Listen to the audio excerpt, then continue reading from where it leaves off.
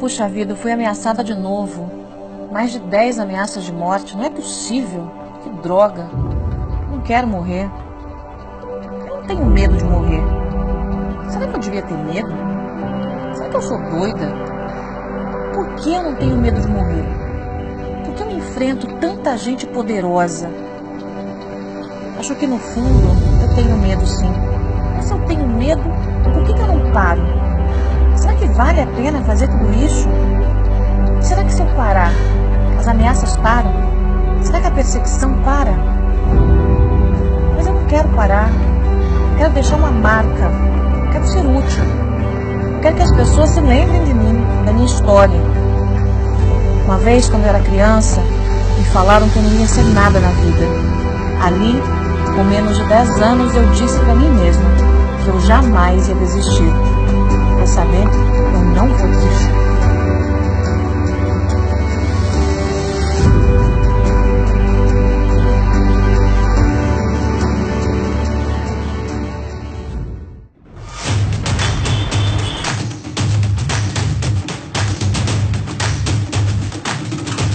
É isso. Eu defendo a nação brasileira. Nós, o povo de bem, também temos que pressionar para que a justiça seja feita. Olá, eu sou o Paulo Rosa e o nosso assunto desse programa é legado. Um psicanalista americano chamado Erik Erikson desenvolveu uma teoria onde ele diz que a vida tem 8 estágios de desenvolvimento.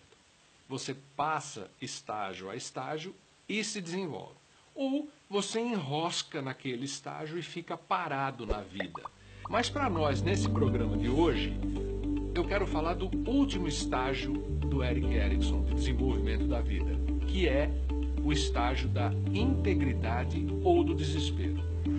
O Erik Erikson fala que quando você chega no final da vida e você olha para trás, você pode sentir que foi tudo bem, que a vida deu certo, que você está realizado, que você criou a sua família do jeito correto, que seus filhos se desenvolveram da forma correta, que você pode não ter ficado rico, não conseguido tudo o que você queria, mas você conseguiu boa parte. E aí você se sente íntegro.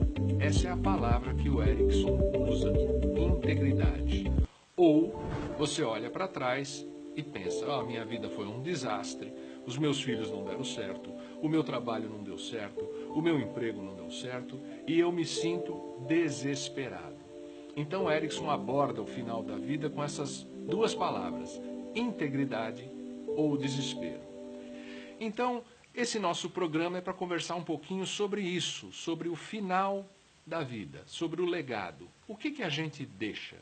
E aí você vai ver uma super conversa com a Joyce Hasselman sobre esse assunto com uma pessoa bastante entendida. Wilson Polara, secretário de Saúde de São Paulo. O senhor se sente um vitorioso? Eu sou um entusiasta, né? Eu me entusiasmo com tudo que eu faço e eu acho que eu me sinto bem. Eu me sinto bem. Difícil falar vitorioso? Difícil. Eu sou Wilson Modesto Polara, né? O homem que dedicou a vida à saúde, que é um intensivista, que fez tantas cirurgias, que já viu muito sucesso e muito fracasso, que já perdeu pacientes, né? Quando o senhor estiver aqui, nessa cama de UTI, o que o senhor espera? Qual é o plano do Dr. Polara para quando o Polara chegar aqui? Quando eu vejo a morte, eu tenho duas coisas que eu penso. Uma, eu tenho uma curiosidade muito grande para saber o que tem do outro lado. E a outra, eu tenho muito medo do processo da morte. Então, eu gostaria que, quando eu estiver deitado, que as pessoas tenham um pouco de caridade comigo, de compaixão. Da onde vem a palavra compaixão? Compaixão é sofrimento, paixão de Cristo. Compaixão. Que sofram junto comigo e não me façam sofrer desnecessariamente. Que eu tenha uma morte correta, uma morte digna e não uma distanásia, como se diz. Eu tenho uma ortotanásia, uma morte digna, com humanidade e que não se me coloque a mim sofrimentos desnecessários buscando uma sobrevida que eu não vou ter. Não tem medo? Eu não tenho medo. Eu tenho medo do processo, mas não da morte. Da morte eu não tenho medo. Existe uma frase árabe que diz o seguinte: vida longa e morte breve. O que quer dizer isso? Tem uma vida longa, mas quando a morte chegar, que ela seja rápida, que ela seja breve. Porque o medo que eu tenho, por exemplo, não é da morte. O medo eu tenho do processo de morte. Isso eu conto com as pessoas que me tratem da mesma forma que eu tratei os meus pacientes, que eu tratei meu pai, que eu tratei minha mãe. E o fim da vida não é ruim, desde que você tenha tido uma vida bem vivida. O que falta ainda na carreira de Wilson Polara? E, como não há dissociação entre o homem e o profissional, na vida pessoal de Wilson Polara? Não, o meu objetivo agora é realizar esse plano de tentar remontar o sistema de saúde. Não só de São Paulo, como do Estado, como do Brasil, porque eu tenho certeza que existe possibilidade de recuperação. Que a coisa foi montada de uma forma aleatória, a coisa se montou sozinha, não houve um projeto. E houve o projeto, mas esse projeto, o projeto SUS, ele nunca foi implantado adequadamente. Ele foi colocado em cima de algo que já existia, mas nunca foi realmente implantado aquilo que os que pensaram o SUS imaginaram. Quer dizer, nesses 28 anos de SUS, o SUS na realidade nunca, como planejado, ele nunca aconteceu. E pessoal? Eu costumo dizer o seguinte, para os meus amigos, eles dizem o seguinte: ó, vão lá no meu velório e falem o seguinte: olha, não chorem, porque ele mandou dizer o seguinte: ele viveu como quis e morreu a contragosto. Muito bem. Boa sorte então, secretário. Obrigado. Secretário de Saúde, Wilson Obrigado. Polara. Joyce, como é que você quer que as pessoas lá na frente se lembrem de você? Como é que você gostaria que fosse esse seu legado? Como alguém que ajudou a mudar um país, como alguém que ajudou a mudar uma nação, como alguém que lutou pelo país que ama. Eu tenho muito claro na minha mente que o que fica é o que a gente fez. É isso que fica. O resto não importa muito, não. A minha luta, Paulo, tem valido a pena. Eu sei que eu já fiz muito, especialmente pela idade que eu tenho, mas eu tenho muito mais para fazer. E é esse legado que eu quero deixar. Eu quero que as pessoas, os meus filhos, os meus netos, os netos dessa geração que hoje está aqui no nosso Brasil, olhem para trás e vejam uma mulher que de fato arregaçou as mangas por um país. Uma mulher que dá para olhar e para se orgulhar. Uma mulher que não pensou só no próprio umbigo. Uma mulher que pensou numa nação, num povo, num país, numa mudança de mentalidade. E que não ficou simplesmente medindo dificuldades ou medindo o preço para isso, o preço para essa luta. Então é isso que eu quero. Eu quero que as pessoas olhem para trás, olhem para o meu legado e pensem: a Joyce ajudou, deu a sua contribuição, ajudou a mudar esse país.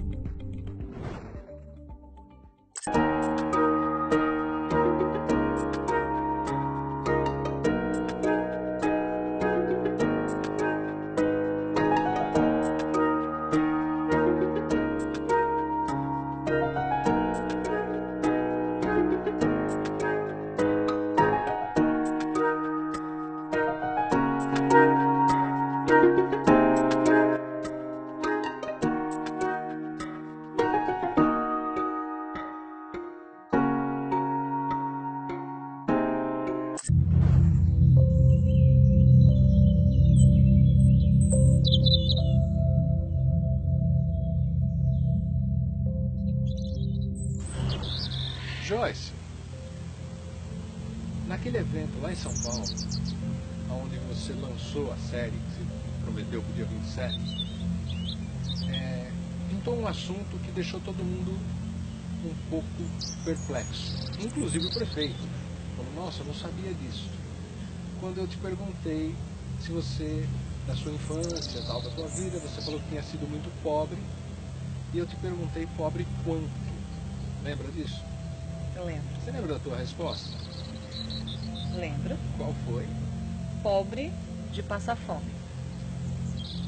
E aí, eu até brinquei, falei, mas pô, você não tem cara de quem passou fome, né? Você tem cara de dondoca, de filhinha de família rica, etc. Você pode falar um pouquinho disso? Que história é essa, para a gente saber um pouco mais disso? Não gosto de falar desse assunto. É um assunto que ficou durante anos e anos no passado e que, para mim, hoje é mais ou menos como se fosse um filme ruim que eu assisti, que eu me lembro, mas que eu não gosto de trazer comigo. Tanto que ninguém sabe dessa história, ninguém conhece essa história, a não ser eu que vivi, meus pais, né, os poucos parentes que estavam do lado, meus irmãos, um dos irmãos de ouvir falar e o outro de passar essa situação comigo, mas eu fui muito pobre, morei no interior do Paraná, tive uma infância, quando você pensa assim, tudo de ruim que pode acontecer na vida de uma criança, tudo de ruim aconteceu na minha vida. E eu me lembro de uma cena que é a que mais me marca em relação a essa coisa de não ter o que comer, né, em casa. Eu morava numa casinha de madeira com a minha mãe, porque meu pai cada hora estava num lugar, é uma história complicada que também está no passado. E a gente estava, meu pai não estava lá, minha mãe não tinha emprego e estava sobrevivendo quando conseguia fazer alguma diária na casa de algum parente, porque ela tinha 2 crianças pequenas. Eu, com 5 para 6 anos, e a minha irmã, que é 3 anos mais nova. Então ela não tinha onde se escorar, não tinha quem ajudar. E a gente estava sobrevivendo com o que tinha no quintal dessa casa. Só que as raízes plantadas no quintal começaram a me fazer mal e a me dar congestão. Então eu não conseguia comer mais aquilo. Não tinha. O que era, você lembra? Era raízes parecidas com cará, né? Com mandioca, um parente, né? Um tubérculo, uma raiz. E eu comecei a passar mal e ter dor de estômago. E eu comecei a chorar, porque eu chorava porque eu tinha fome. E eu chorava porque não conseguia comer aquilo, né? E aí minha mãe entrou em desespero.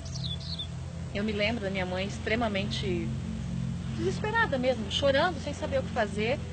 E minha mãe tinha muita vergonha.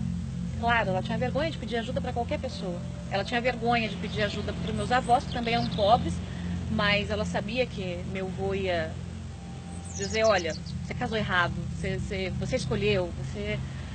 E ela também não queria preocupar ninguém, mas ela engoliu o orgulho, foi até a casa de uma tia, eu me lembro, eu estava junto, essa tia chama-se Helena, ela está viva.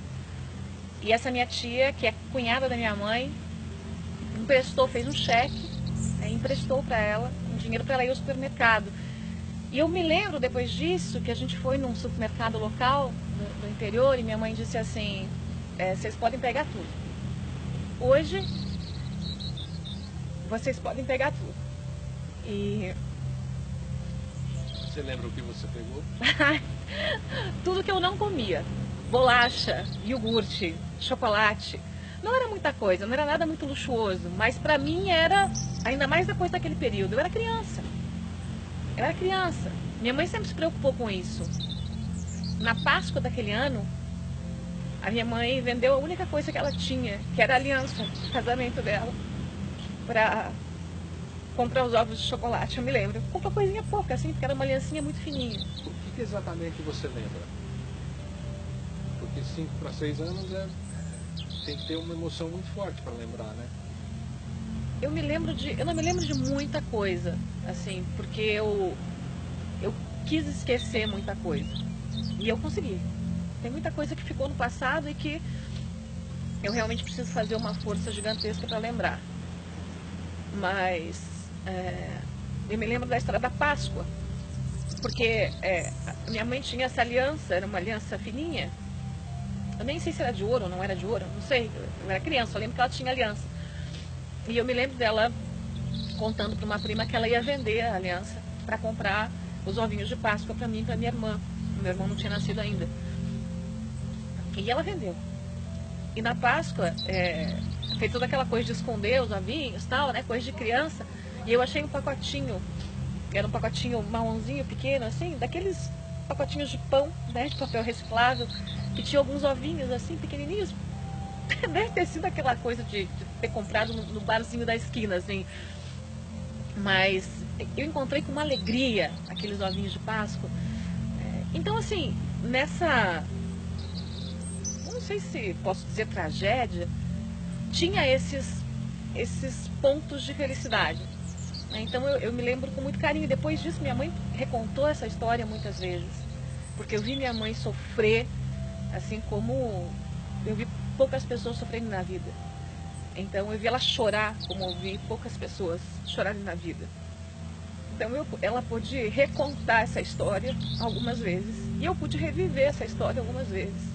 Mas a maioria dessas histórias estão debaixo de um tapete, e eu só me lembro quando preciso falar delas, ou como agora.